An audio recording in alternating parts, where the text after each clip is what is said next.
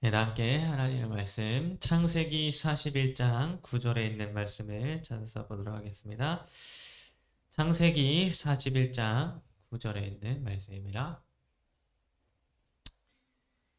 찾으셨으면 우리 다 함께 같이 읽도록 하겠습니다. 창세기 41장 9절에 있는 말씀입니다.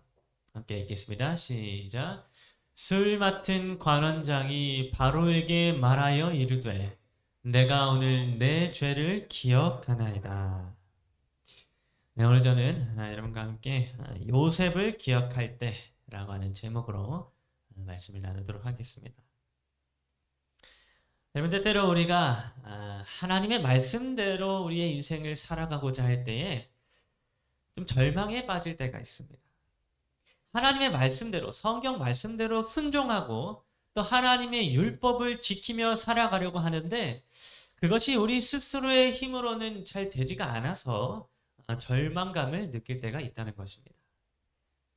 여러분, 오늘 우리는 하나님을 믿는 하늘 백성으로서 우리는 이 땅의 법을 지키기도 해야 되지만 그보다 먼저 저 하늘에 있는 하늘의 법을 지키면서 우리는 살아가야 합니다.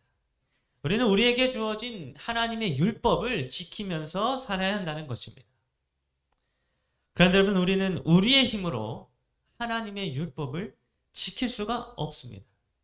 왜냐하면 하나님께서 율법을 지키는 그 하늘의 법의 기준을 마태복음 5장 27절과 28절에서 이렇게 기록을 해 주셨기 때문입니다. 마태복음 5장 27절과 28절입니다.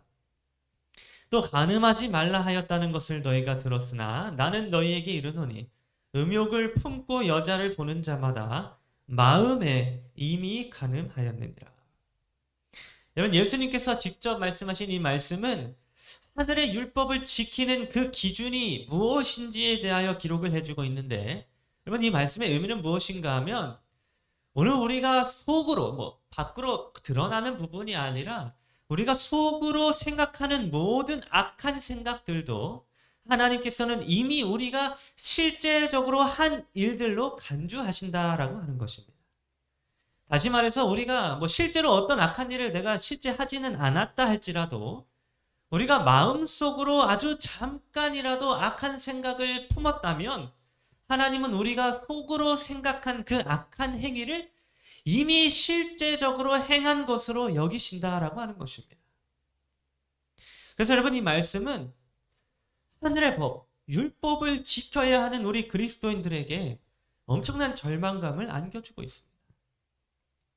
여러분, 지난주 토요일과 일요일에 저희 장구한교회의 3040과 이 학생 청년들이 홍천으로 1박 2일 동안 수련회를 저희가 다녀오게 되었는데요.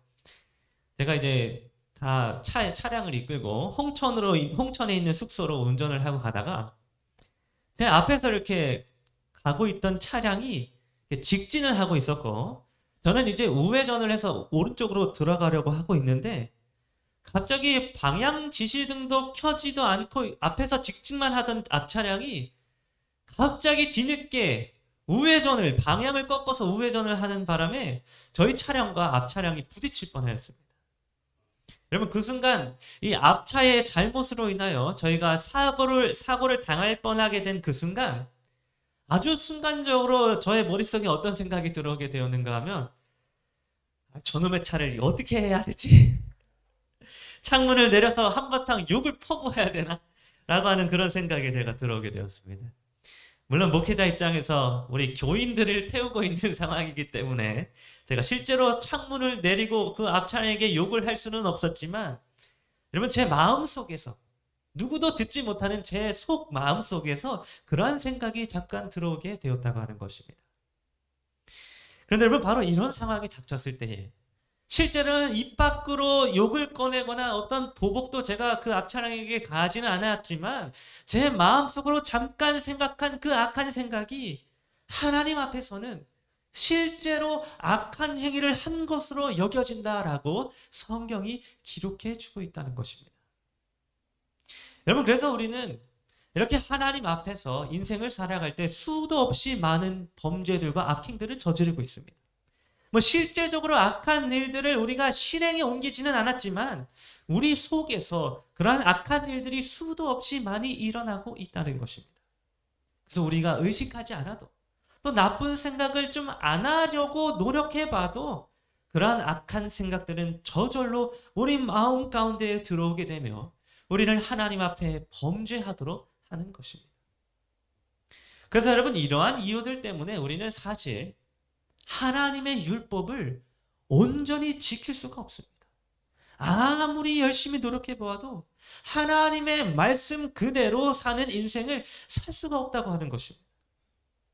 그런데 여러분, 오늘 우리가 함께 살펴보게 될 요셉의 이야기 속에는 이렇게 하나님의 율법을 스스로의 힘으로 지킬 수 없는 절망적인 우리들에게 한 가지 유일한 희망의 메시지를 전해주고 있었습니다. 그래서 지금부터 우리가 이 요셉의 이야기가 말해주고 있는 희망의 메시지를 함께 찾아보는 시간에 갖도록 하겠습니다. 창세기 41장 1절은 그 요셉의 이야기를 이렇게 시작을 해주고 있습니다. 만 2년 후에 바로가 꿈을 꾼 줄 자기가 나일 강가에 서 있는데, 여러분, 창세기 41장의 시작은 애굽의 왕이었던 바로 왕이 밤에 꿈을 꾸는 것으로 그 이야기가 시작되어지고 있습니다. 여러분, 하루는 이 바로 왕이 자다가 꿈을 꾸게 되었습니다. 그런데 그가 꾼 꿈의 내용이 이런 내용이었습니다. 바로 왕이 나일 강가에 서 있었는데 그 강가에 아름답고 살이 찐 7마리의 암소가 올라와서 갈밭에서 뜯어먹고 있었습니다.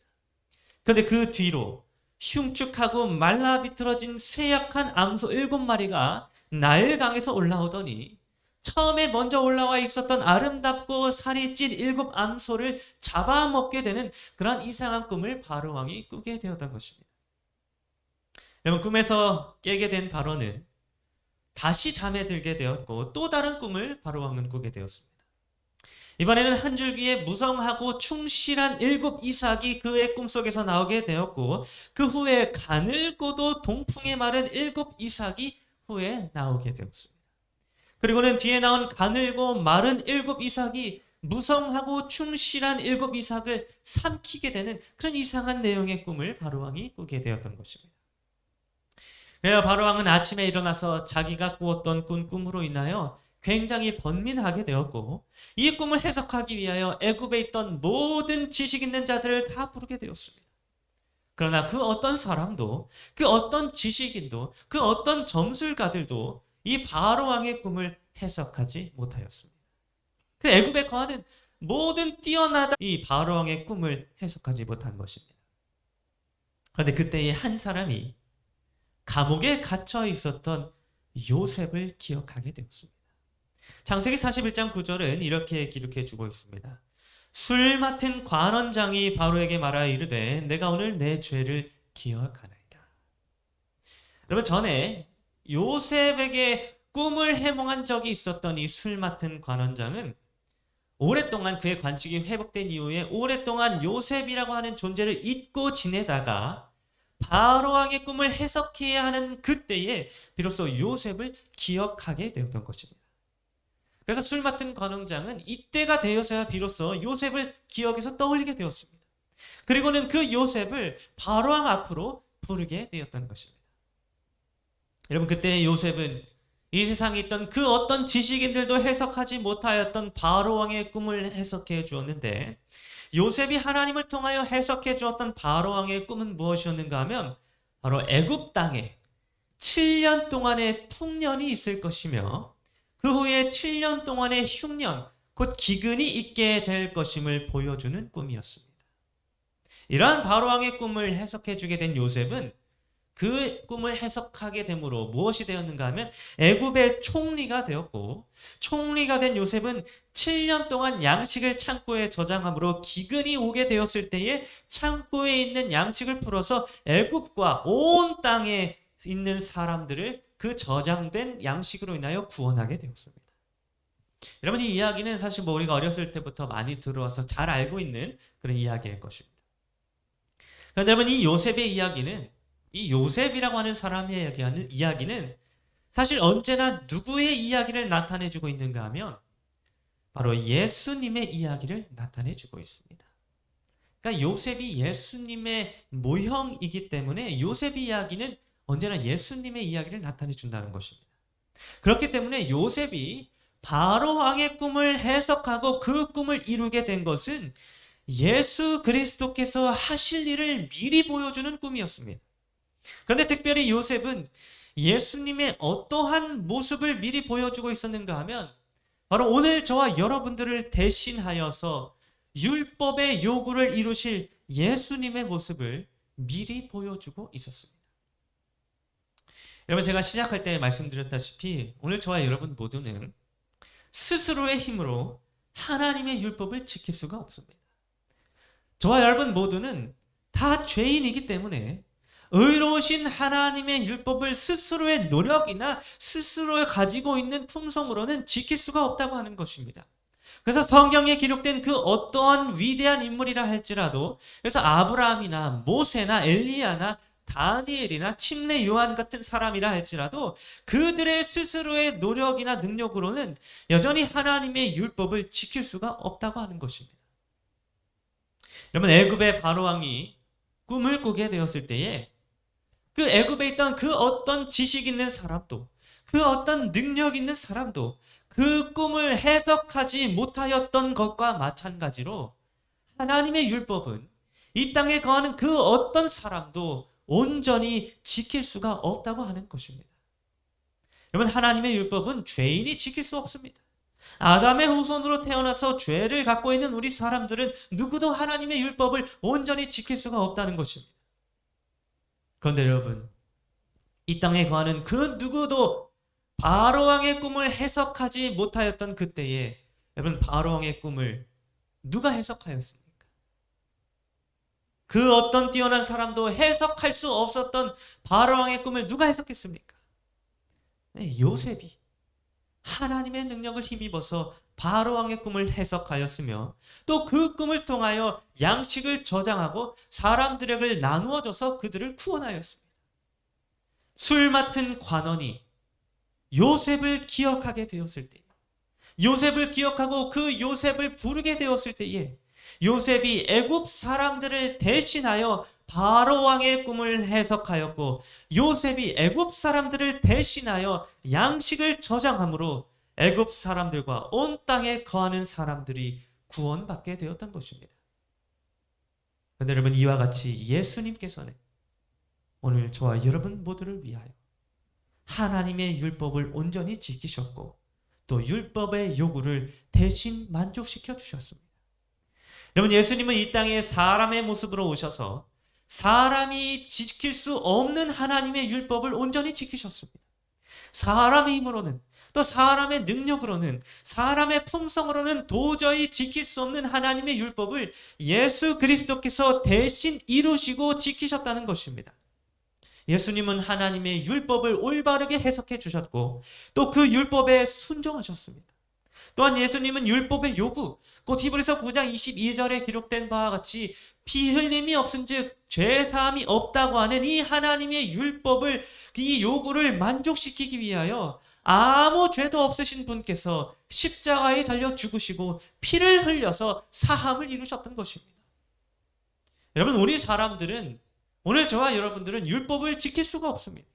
우리 사람은 율법의 요구를 만족시킬 수가 없습니다. 바로왕의 꿈을 세상에 있던 그 어떤 사람들도 해석하지 못하였던 것과 마찬가지로 오늘 우리들 스스로의 힘으로는 하나님의 율법을 1.1획도 온전히 지킬 수 없다고 하는 것입니다. 그런데 여러분, 요셉이라고 하는 한 사람이 애굽 사람들을 대신하여 바로왕의 꿈을 해석하여 주고 또 애굽 사람들을 대신하여 애굽의 양식을 저장해 주고 또 애굽 사람들을 대신하여 굶어 죽어가는 사람들에게 양식을 나누어 주었던 것처럼 여러분, 예수 그리스도께서는 오늘날 하나님의 율법을 지킬 수 없는 오늘 저와 여러분들을 대신하여 율법을 지켜주셨고 우리 세상 사람들을 대신하여 십자가에서 피를 흘리심으로 율법의 요구를 만족시켜 주셨습니다. 그래야 예수님께서는 하나님의 율법을 스스로의 힘으로는 지킬 수 없는 우리 사람들을 예수 그리스도로 말미암아 하나님 앞에서 율법을 지킨 의로운 자들로 선언되어질 수 있도록 하셨습니다. 여러분, 애굽의 술 맡은 관원이 요셉을 기억하게 되었을 때에 그때 애굽은 구원을 얻게 되었습니다. 여러분, 술 맡은 관원이 자기 스스로 바로 왕의 꿈을 해석했습니까? 여러분, 술 맡은 관원은 바로 왕의 꿈이 무엇을 뜻하는지 전혀 알지 못했습니다. 여러분, 술 맡은 관원이 그가 직접 스스로 양식을 창고에 저장하는 일을 하였습니까? 아닙니다. 술 맡은 관원은 양식을 저장하는 그 일에 어떠한 도움도 주지 않았습니다. 여러분, 술 맡은 관원이 굶어서 죽어가는 사람들에게 양식을 나누어 주었습니까? 여러분, 술 맡은 관원은 그 어떠한 행위도 하지 않았습니다. 술 맡은 관원은 그 스스로의 노력으로 무엇인가를 한 일이 아무것도 없었습니다. 술 맡은 관원이 한 일이라고는 오직 요셉을 기억하고 요셉을 부르는 일 외에는 없었던 것입니다. 그런데 이렇게 술 맡은 관원이 한 일은 아무것도 없었지만 그가 요셉을 기억하고 요셉을 부르게 되었을 때에 술 맡은 관원은 극심한 기근으로부터 온 땅을 구원하게 되었습니다. 그가 한 일은 아무것도 없었지만 요셉이 그 모든 일들을 대신 행함으로 말미암아 그가 구원을 얻게 되었던 것입니다. 여러분, 이 이야기는, 오늘 우리가 살펴본 이 이야기는 오늘날 우리들이 어떻게 하나님의 율법을 온전히 지키고 또 그런 말미암아 구원을 얻을 수 있는지에 대하여 가르쳐주고 있습니다. 여러분, 오늘 우리가 술 맡은 관원처럼 예수 그리스도를 기억하고 그분을 부를 때에 우리 스스로는 그 어떠한 의로운 행위도 할 수 없고 그 어떠한 율법도 지킬 수 없지만 예수 그리스도께서 우리를 대신하여 그 모든 율법을 지키심으로 우리로 하여금 구원을 얻을 수 있도록 해 주신다고 하는 것입니다.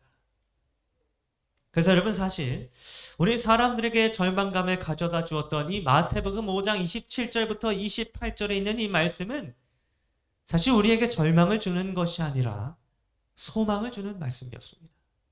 또 간음하지 말라 하였다는 것을 너희가 들었으나 나는 너희에게 이르노니 음욕을 품고 여자를 보는 자마다 마음에 이미 간음하였느니라. 여러분, 이 말씀은 우리 사람이 실제적으로 행동에 옮기지 않았다 할지라도 마음속에 그 행동을 품고 생각하였을 때에 하나님이 그것을 실제로 행하신 것으로 여기신다는 그러한 의미의 말씀입니다. 그래서 우리가 악한 생각을 하게 되면 그것이 실제로 나의 행동을 통해 표현되지 않았다 할지라도 하나님은 우리가 이미 악한 행위를 했다고 보신다고 하는 것입니다. 그래서 여러분, 이 말씀은 우리 사람들로 하여금 율법이라고 하는 것은 결코 지킬 수 없는 것이구나 라고 하는 것으로 생각하게 만들었습니다. 우리가 행위를 통해서 노력해서 하나님의 계명을 겉으로 보기에 지키고 있는 것처럼 보일다 할지라도 우리가 속의 악한 마음을 품고 있기 때문에 우리 사람은 그 어떤 누구도 율법을 지킬 수 없다고 우리는 생각해버리게 된 것입니다. 그래서 율법을 지키고자 하는 사람, 또 하나님의 말씀을 지키고자 하는 사람들에게 이 마태복음 5장 27절과 28절은 절망감을 가져다 주었습니다. 그런데 여러분, 이 말씀을 뒤집어서 역으로 생각을 해보면 이 말씀은 절망을 주는 말씀이 아니라 소망의 말씀이라고 하는 사실을 깨닫게 됩니다.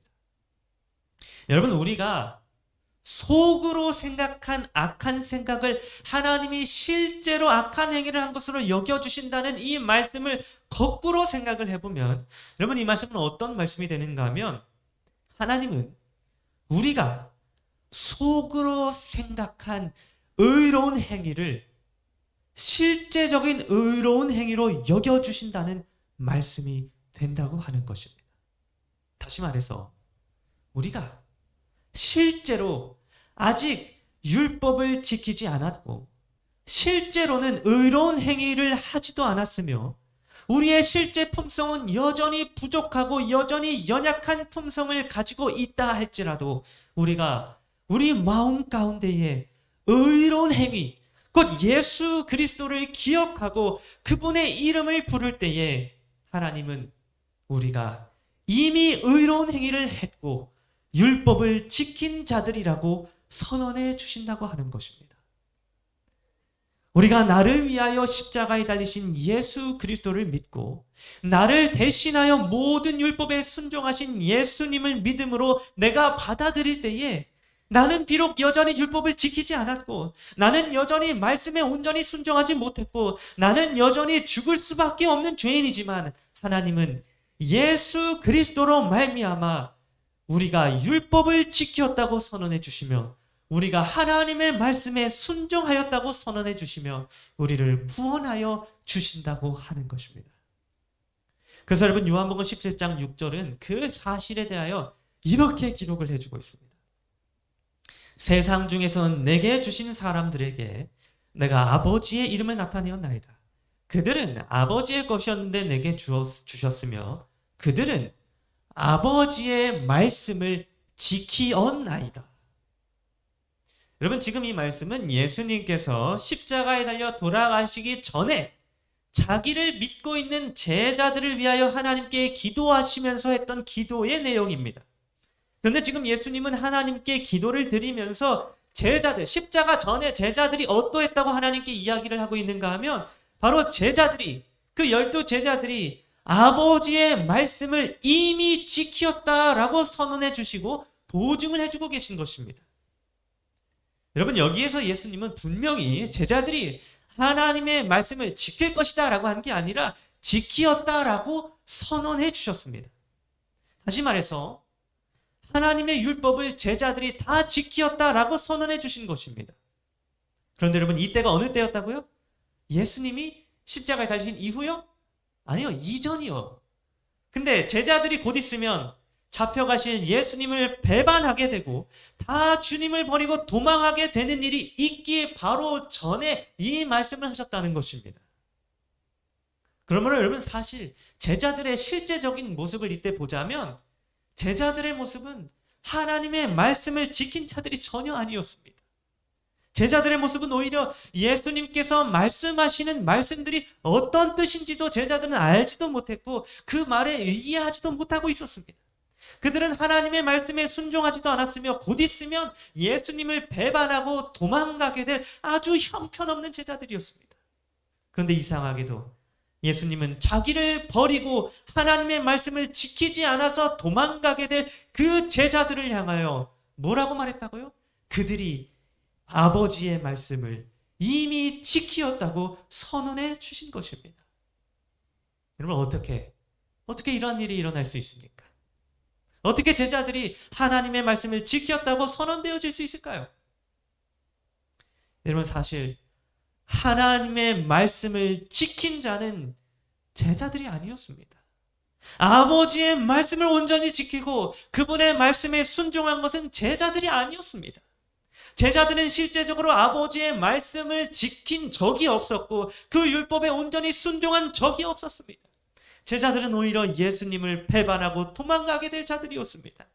그런데 누가 그 연약하고 배반하는 제자들을 대신하여 하나님의 말씀을 지키었고 또 누가 제자들을 대신하여 율법에 순종하셨는가 하면 바로 예수 그리스도께서 연약한 제자들을 대신하여 아버지의 말씀을 지키고 온전히 순종하셨던 것입니다.